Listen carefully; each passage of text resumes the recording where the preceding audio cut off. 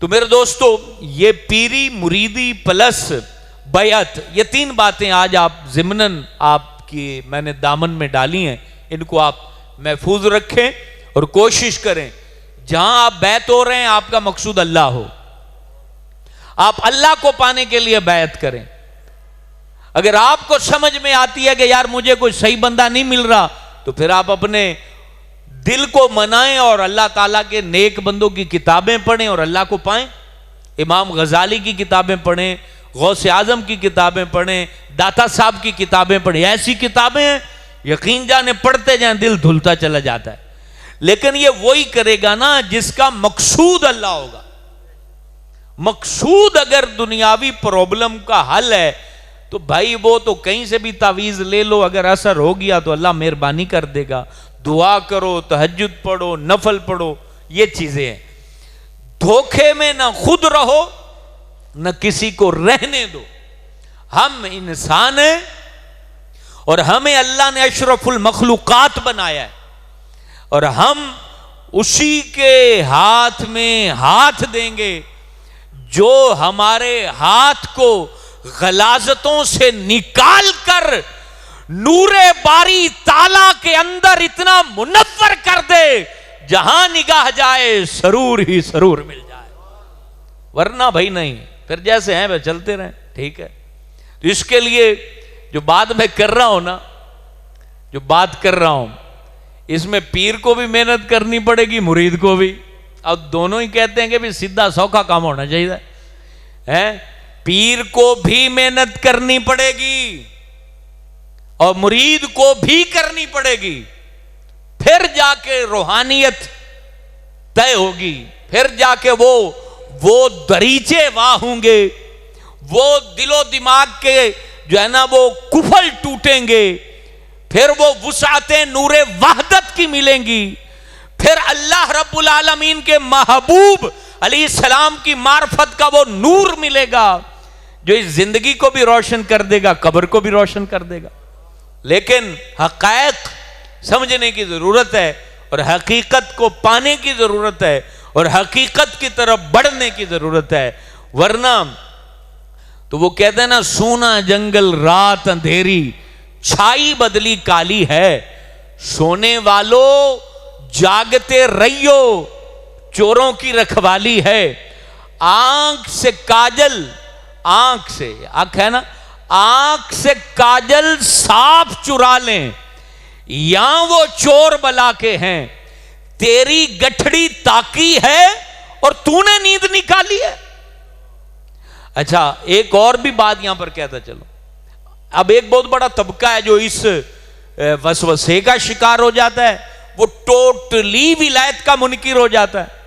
نہیں، ولایت تو ہے، ولایت تو ہے۔ مجھے ایک بندہ کہنے لگا جی اسی سارے ہی ولی ہیں، سبحان اللہ، وہ آندھا جی انہاں دی ضرورت نہیں، آپ سارے ہی ولی ہیں۔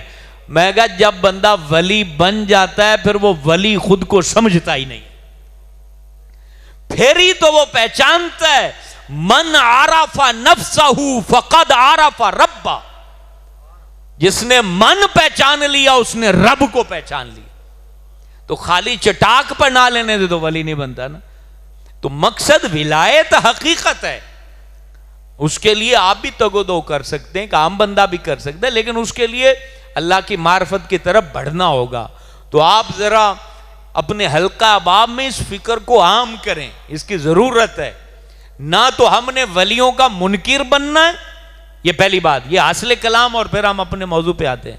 نہ تو ولیوں کا منکر بننا ہے۔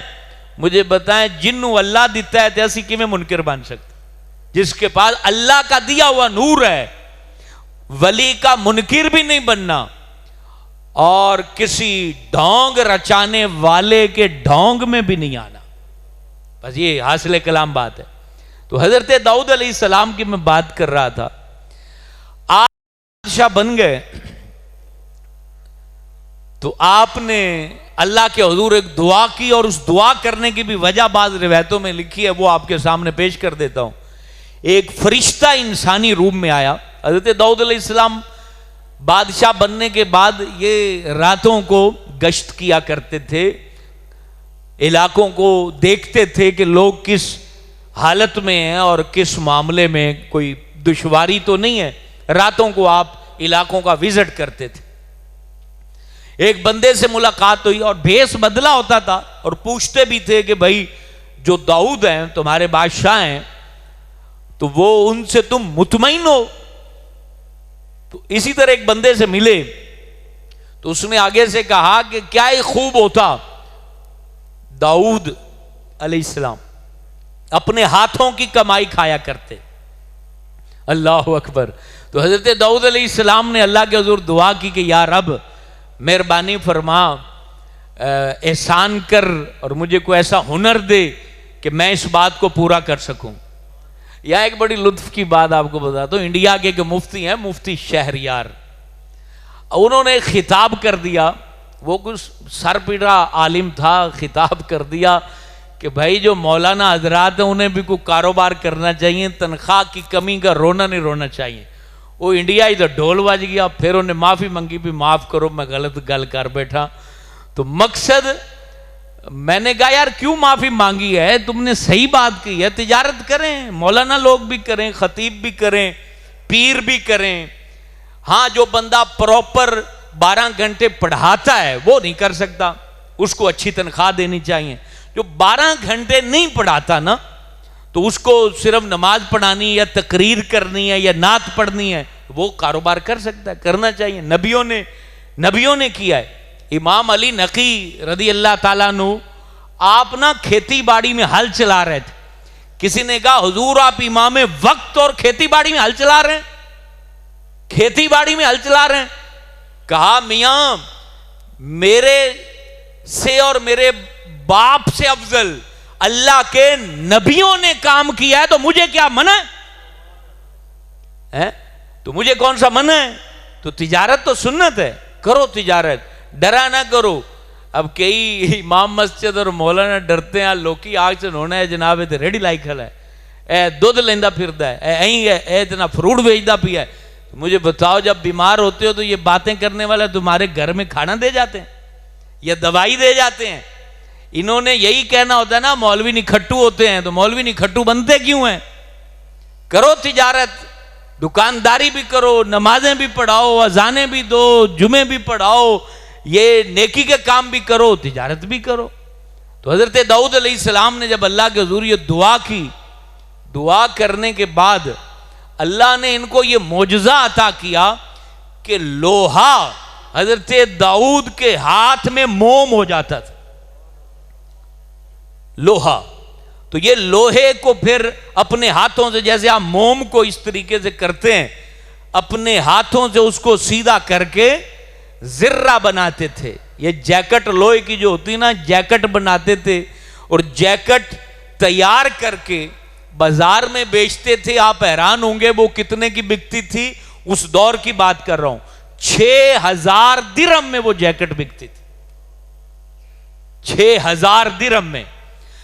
اب اس میں 4000 درہم غریبوں پہ خرچ کر دیتے تھے اور 2000 درہم جو ہے وہ آپ اپنے بال بچوں پر اور گھر پر اور اپنے کھانے پینے پہ خرچ کرتے تھے. یہ پیری مریدی ہے، یہ بزرگی ہے اور یہ بڑائی ہے. خود بھی کماؤ اور مریدوں کو بھی کھلاؤ، خود بھی کماؤ اور کھاؤ اور اپنے چاہنے والوں پر بھی خیرات کرو. یہ نبیوں کا شیوا ہے، یہ نبیوں کا طریقہ ہے. نذرانوں پہ اگر زندگی بسر ہوئی تو پھر آپ حق نہیں بول سکیں گے. مثال کے طور پہ آپ کو مثال دیتا ہوں. آپ کو نذرانہ دینے والا جس نے آپ کی جیب میں 1,00,000 روپیہ ڈالا ہے، وہ اگر چرس کا کام کرتا ہے تو آپ کیسے چرس پہ بیان کریں گے؟ اگر وہ جوئے کا اڈا چلاتا ہے، آپ کی جیب میں اس کا 1,00,000 روپیہ ہے، تو آپ جوئے کے خلاف کیسے بیان کریں گے؟ آپ سود کے خلاف کیسے سمجھائیں گے؟ آپ رہے یا پتر خیر ہے، بس اللہ مہربانی کرے، بس اللہ مہربانی کرے، اللہ تیری حفاظت کرے، پکڑی میں نہ، اللہ خیر کرے. وہ بس ایویں دعا دے کے دا مار کے دے گا. تو جب ظاہر سی بات ہے جب شاہی دسترخوانوں کے نوالے جس بندے کے پیٹ میں چلے جائیں وہ کبھی بھی ان کے خلاف نہیں بول سکتا، نہ بتا سکتا ہے نہ کہہ سکتا ہے. بس وہ ایک ہی یاد ہے, اللہ خیر کرے, کم دستے رکھو کیونکہ پھر لکھ اگلی بار ہی لینا ہے. ہوں اگر ان کا کام ہی بند ہو گیا, چرس, فیم, نشے کے ٹیکے, گونگا یاد برباد ہو چکا ہے نا, تو یہاں سارے ہی پیر آتے ہیں. مجھے بتائیں یہ جو لوگ ہیں یہ کسی نہ کسی کے تو مرید ہے نا, کسی نہ کسی کو تو ماننے والے ہیں ہی نا. یہ جو نشہ بیچ رہے ہیں, ٹیکے انجیکشن بیچ رہے ہیں, ادھر سے خریدار ادھر ناڑے پہ لگا لیا, مسجد کا 100 فٹ کا پیپ چوری کر کے لے گئے. تو اس مسجد کا جو پیپ چوری ہوا ہے 300 فٹ, 100 گز تھا میرا گھر, وہ کتنی پمائش بڑا, یہ پوری ترائی اس سے ہوتی تھی. اب مسجد کا جو سامان چوری ہوا ہے, یہ کانوں میں اگر انگلیاں ہیں تو نکال کے وہ سن لیں. اس چوری میں اس نشئی کو جس نے ٹیکا بیچا, سگریٹ بیچی, چرس بیچی, فیم بیچی, وہ بھی مجرم ہے. پیچھے سپلائی کرنے والا بھی مجرم ہے, سپلائر کا جو رکھوالا ہے وہ بھی مجرم ہے, اور نشئی بھی مجرم ہے. اور اب آگے میں کچھ نہیں کہتا, آگے جو ہوگا ان کے ساتھ وہ تو اس وقت ہی پتہ چلے گا. شرم, حیا اور غیرت نام کی چیز ہی نہیں ہے. یا ایھا الذین آمنوا انما الخمر والمیسر والانصاب, اللہ کہہ رہی ہے شراب تو آڑے تے حرام کر دیتی ہے, جوا حرام ہے, بت پرستی حرام ہے, پانسے بازی حرام ہے, لیکن مجال ہے یہ کلمہ پڑھنے والے غیرت کھا جائیں, ان کو حیا آ جائے, رشوت دے دیں گے, نشہ نہیں چھوڑیں گے. شراب, ابھی میں نے خبر دیکھی ہمارے کسی علاقے کا, میں نام نہیں لیتا, وہاں سے وہ بھٹی برآمد ہوئی شراب بنانے والی, الامان والا حفیظ. ان کے پھر کون ختم قبول کرے گا؟ اور یہ وابی ہوں, بریلوی ہوں, شیعہ ہو, دیوبندی ہوں, کوئی بھی ہوں, ان کے کوئی بھی رہنما ان کو اللہ سے نہیں بچا سکتے. شرابوں کی بھٹیاں لگانے والے, چرس کا دھندا کرنے والے, فیم کا کاروبار کرنے والے, انجیکشن نشے کے بیچنے والے, یہ تمام کے تمام, یہ اللہ کے بھی مجرم, یہ نبی کے بھی مجرم, یہ قوم کے بھی مجرم, یہ ملک کے بھی مجرم, یہ تمام نشئیوں کے بھی مجرم, اور نشئیوں کے ماں باپ بیوی بچوں کے بھی مجرم. اتنی بات کافی ہے اگر یہ برداشت ہو جائے تو بھائی حلال کمائی کھاؤ نا, کاروبار کرو, ارب پتی بنو, کروڑ پتی بنو, تمہیں کسی قرآن کی آیت نے منع نہیں کیا ہے. لیکن یہ دھندے کرنا, ملک اجڑ رہا ہے, چوری ڈکیٹی بڑھ رہی ہے, نشئیوں کے جو ہے نا وہ کارنامے ہمارے سامنے ہیں, یہ کہیں سکون کا سانس نہیں لینے دے رہے. لوگ دور دور سے جمعہ پڑھنے آتے ہیں اور یہ یہاں سے جوتے چوری کر کے لے جاتے ہیں, کسی کے موٹر سائیکل لے جاتے ہیں. مجھے بتائیے بھائی یہ کون روکے گا ان کو؟ اگر اسی طرح یہ دھندا چلتا رہا, یہ تو پتہ اس وقت لگے گا جو بیچنے والا ہے اس کا بیٹا یا پوتا یا نواسا اس میں پڑے گا, اس کی عقل پھر پتہ لگے گی کہ میں نے کتنا بڑا ظلم کیا ہے. تو حضرت داؤد علیہ السلام اللہ کے نبی ہو کے دیکھیں, حلال روزی کے لیے انہوں نے کتنی جدوجہد کی کہ انہوں نے روزانہ جو ہے وہ ذرہ بناتے, اس کے 2 حصے وہ مخلوق خدا پہ خرچ کرتے, اور اس کا 1 حصہ وہ اپنی ذات پر اور اپنے بیوی بچوں پر خرچ فرمایا کرتے تھے. اب اللہ رب العالمین نے آگے پھر یہ بات یاد رکھیں, جو کھلاؤ گے نا وہ آپ کی اولاد کے عمل سے نکلے گا, آپ کی اولاد کے عمل سے نکلے گا.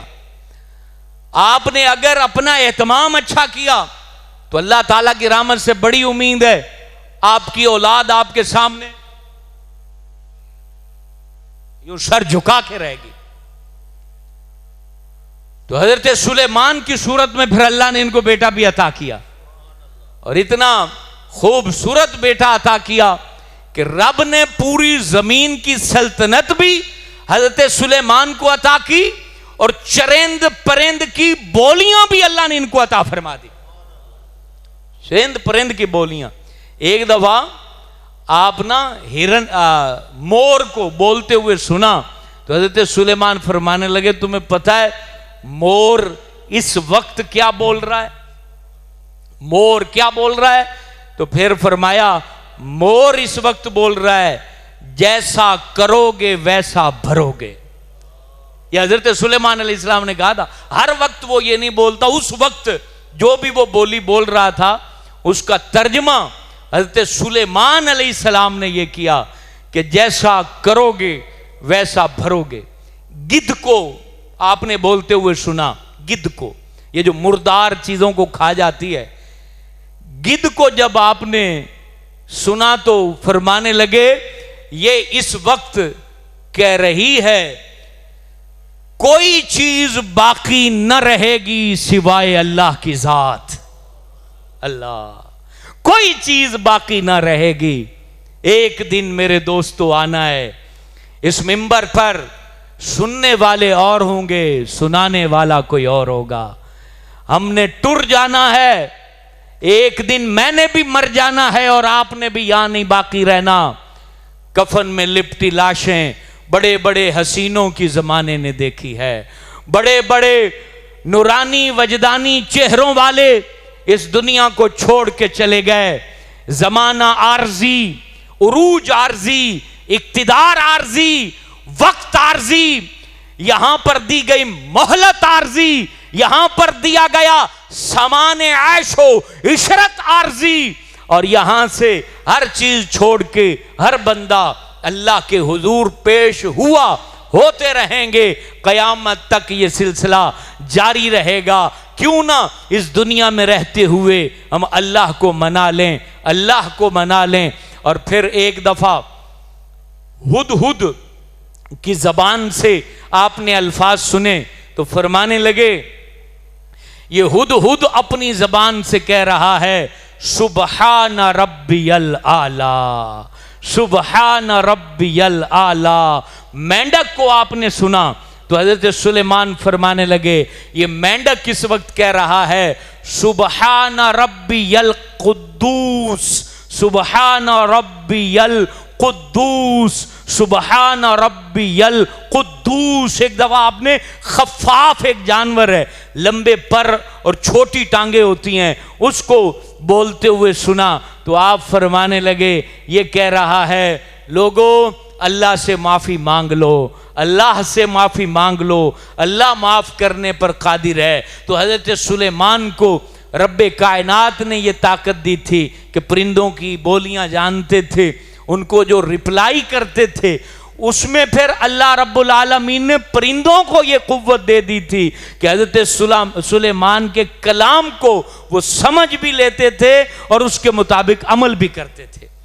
اللہ کے نبی حضرت سلیمان کا تذکرہ انشاءاللہ اگلے جمعے شعبان رجب المرجب کا پہلا جمعہ ہے، وہ انشاءاللہ تعالی اگلے جمعے اس کا تذکرہ خیر ہوگا.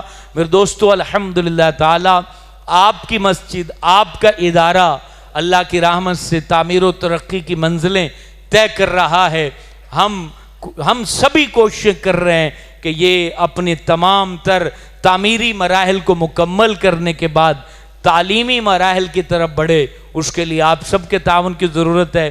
پچھلے جمعے الحمدللہ ہمارے جو پہلے کے جمعے کی نسبت زیادہ چندہ ہوا، جس میں الحمدللہ 50,000 سے زیادہ رقم جو ہے وہ ادا کر دی گئی ہے. ماربل والوں کو باقی 1,03,000 ان کا باقی رہ گیا ہے، تو وہ بھی انشاءاللہ آپ کے تعاون سے ادا کر دیا جائے گا. اللہ تعالیٰ آپ کا، میرا، اس مسجد کا، اس ادارے کا اور یہاں پڑھنے والے ہر نمازی کا اللہ تعالیٰ بیڑا پار فرمائے. آمین یا رب العالمین.